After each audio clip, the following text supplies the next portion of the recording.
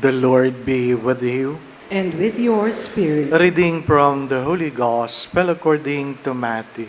Glory to you, O Lord.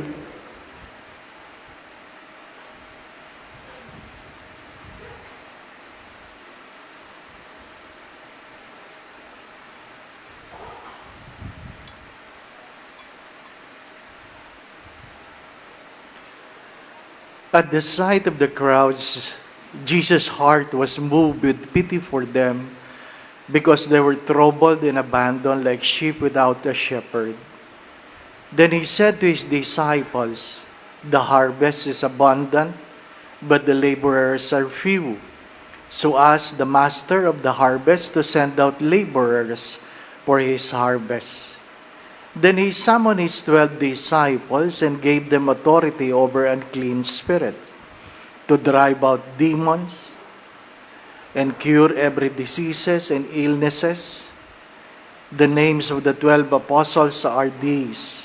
First, Simon called Peter and his brother Andrew, James the son of Zebedee and his brother John, Philip and Bartholomew, Thomas and Matthew the tax collector, James the son of Alphaeus and Thaddeus, Simon from Cana, and Judas Iscariot, who betrayed him. Jesus sent out these 12 after instructing them thus, "Do not go into pagan territory or enter a Samaritan town. Go rather to the lost sheep of the house of Israel. As you go, make this proclamation: the kingdom of heaven is at hand. Cure the sick, raise the dead, cleanse the lepers, drive out demons. Without cause you have received, without cause you are to give." Brothers and sisters, the Gospel of the Lord. Praise to you, Lord Jesus Christ.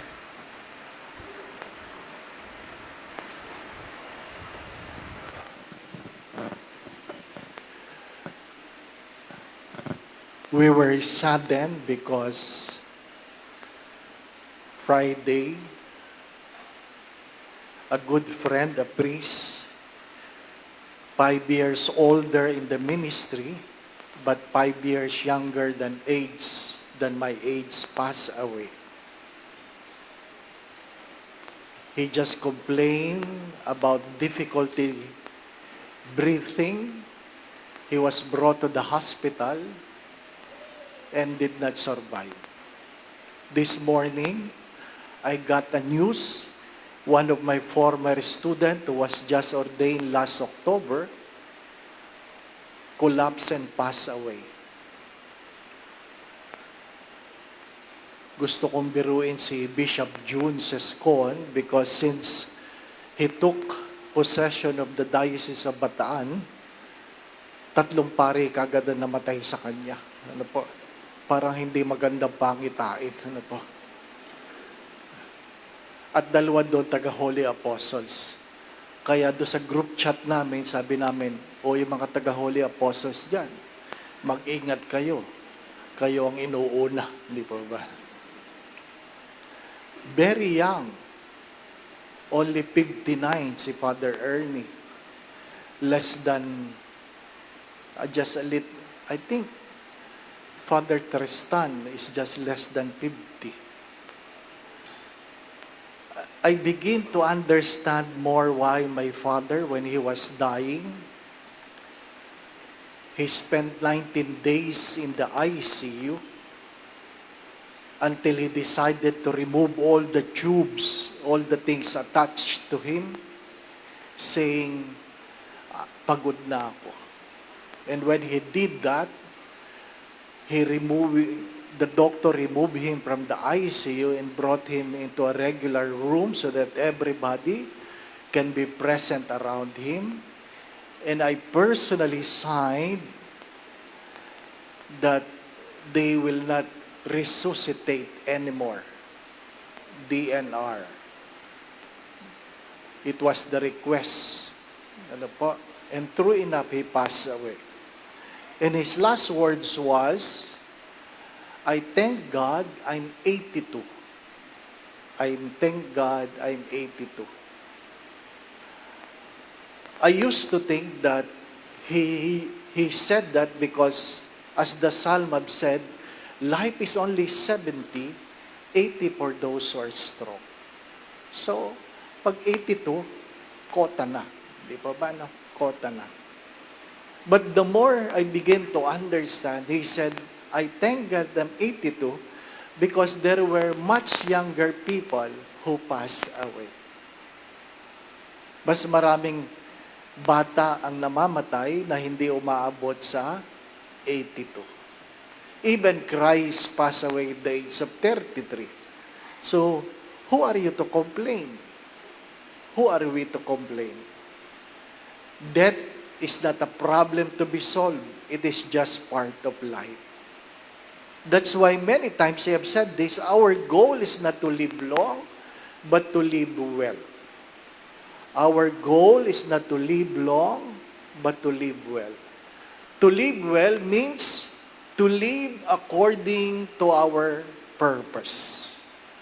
To live according to our purpose. And many times I have said this, please don't waste your time. You don't have the luxury of time. Don't waste. You don't have the luxury of time. Sabi, hindi ba siya nagpatingin? Katatapos lang niyang pag-examine sa doktor eh. Di ba? Kung naalala niyo, katatapos ko lang rin magpa-test. At nung sinabi ng doktor, healthy ka. Oh, na-stroke. Kaya, huwag ka masyado maniniwala sa test. Ano po? Ha? Baka pag masyado kang complacent sa test, baka yan ay kamatayin mo. Ano po? Our goal is not to live long, but to live well. And to live well is to live according to our purpose. The readings of today reminds us of that. A good analogy is, someone said, did somebody taught the fish to swim? Have you thought of that? Is there anybody taught the fish to swim? Nobody. It is by nature that fish can swim. Did somebody taught the birds to fly? Their mothers perhaps taught them to fly, but it is their nature to fly. But that is not what is amazing. What is amazing about fish is that they can breathe in the water. Not that they can swim in the water. But they can breathe. Nakakahinga sila sa tubig. Di po ba, anak? And the moment you remove the fish from the water, where there is more air around the fish, they would die. They would die. Brothers and sisters, it is our nature to be with God. It is our nature to be for God. The first reading reminds us of that. Who are you? We are a people taken away from slavery. And the first reading reminded us how God slew the Egyptian so that we will be able to live as a priest, a holy nation for God. That is our identity. That is our identity. But many times, we try to live in our own as if we can exist outside of God by doing sin. And yet, God took the initiative to die for us so that we can be drawn back to Him. Look at the initiative. Hindi mo marahil naintindihan that sadyang hindi ka mabubuhay labas sa pag-ibig ng Diyos. Nagkasala ka, ngunit ang Diyos ang nagkusa na ibalik ka sa Kanya. It is by grace. that we are drawn back to God. As Saint Augustine have said this, my soul is restless until it rests in thee.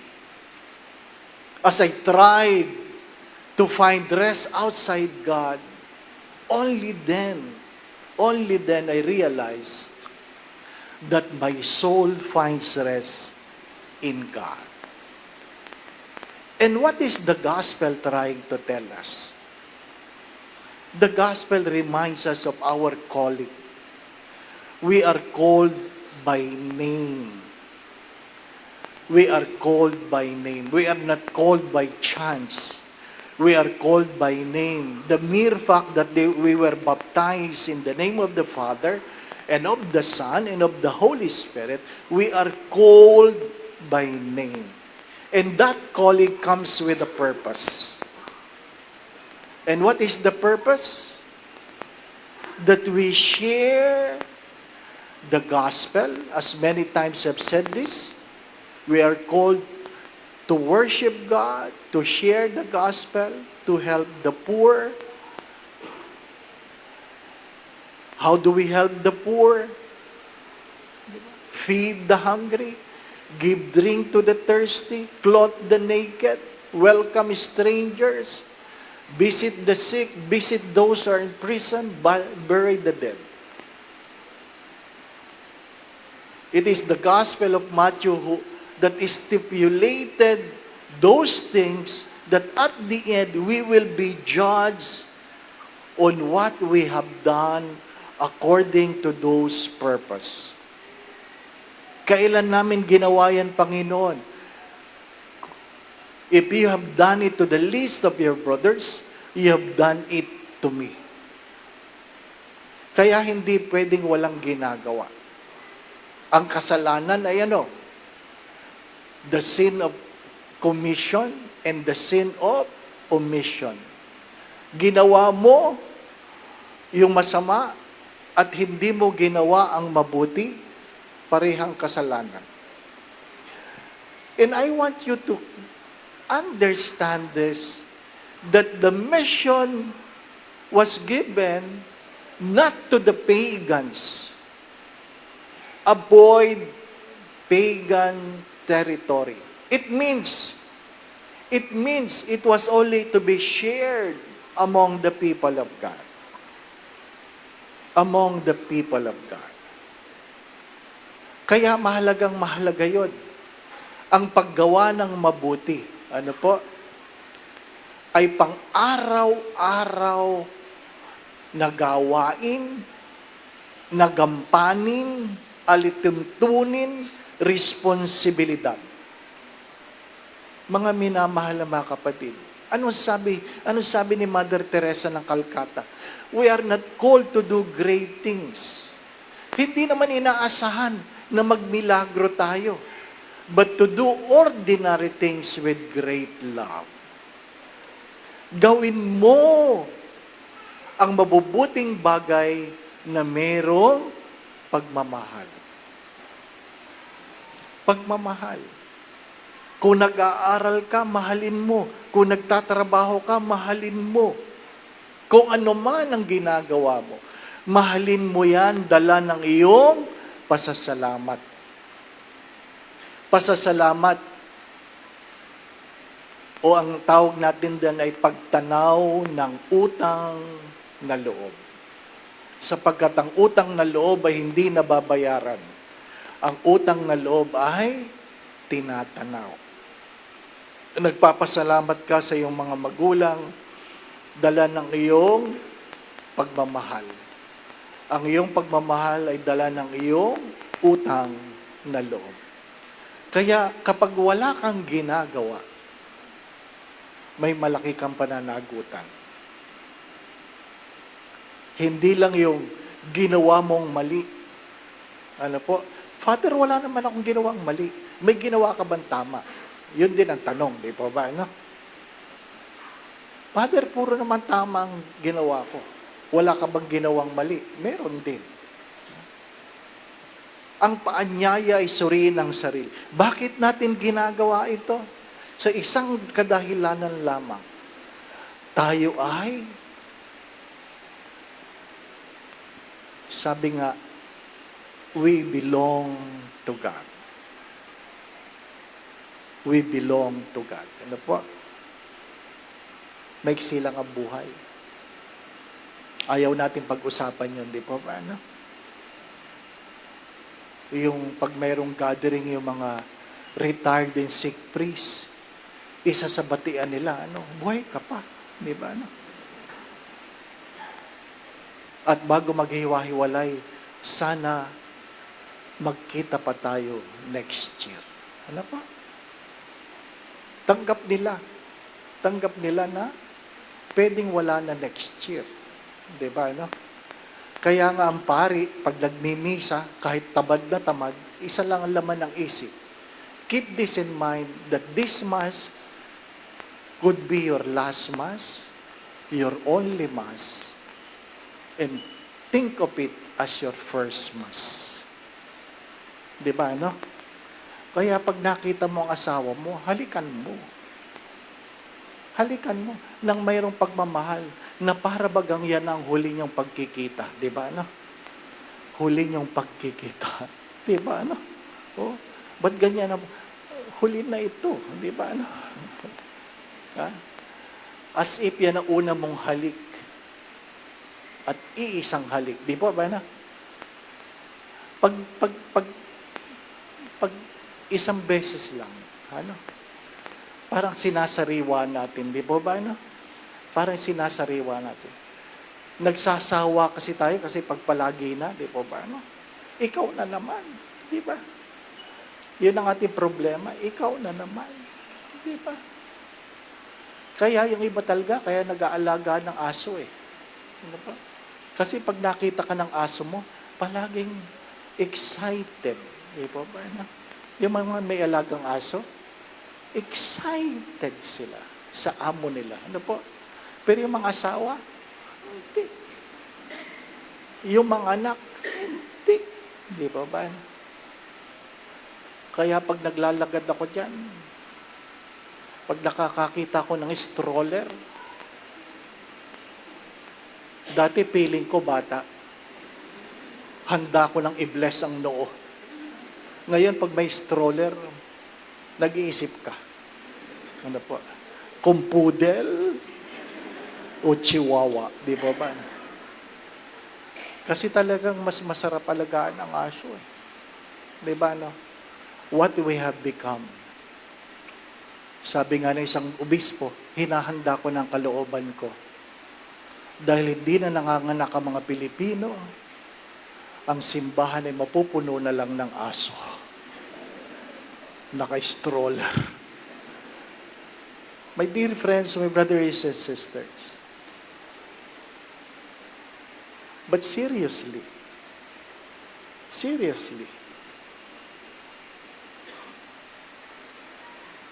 if you really ask yourselves,